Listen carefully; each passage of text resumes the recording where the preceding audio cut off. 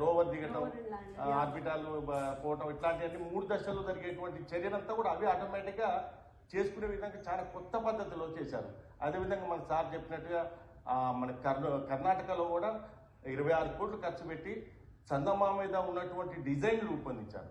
Design రూపొందించి అనేక సార్లు ప్రయోగాలు చేసి సక్సెస్ఫుల్ గా. కాబట్టి చంద్రయాన్ ఖచ్చితంగా మనకి ఓకే. మీరేమంటారు? చంద్రుడి మీద ఉండే వాతావరణాన్ని కృత్రిమంగా సృష్టించి ఆ ల్యాండింగ్ ప్రాసెస్ ని టెస్ట్ చేశారు. ఓకే. వాతావరణం కాదండి, అక్కడ రాళ్ళు, ఆ లోయ ప్రాంతాలు, సర్ఫేస్ అంతా క్రియేట్ చేశారు. 26 కోట్ల రూపాయలతోటి సర్ఫేస్ చేసి, అంటే దిగినా కూడా ఇదివరకు ల్యాండ్ అయినప్పుడు ఎఫెక్ట్ కాకుండా దీని కాళ్ళను కూడా మార్చారు. ఆ కాళ్ళు ఎట్లా అంటే ఒకవేళ బై మిస్టేక్ అయినా కూడా అడ్జస్ట్ అయిపోయేటట్టుగా వాటిని కాళ్ళకి పెట్టారంటే స్ట్రాంగ్ గా ఉన్నట్టు. ఇన్ని రకాలుగా ఫస్ట్ కి సెకండ్ కి దాంట్లో చాలా డిఫరెంట్ ఉంది. ఓకే. ఒక్క నిమిషం వస్తాను. ఒకసారి నెల్లూరు మనం అక్కడికి శ్రీహరికోట వెళ్దాము. మా ప్రతినిధి మురళి అక్కడ నుంచి డీటెయిల్స్ అందించేందుకు లైవ్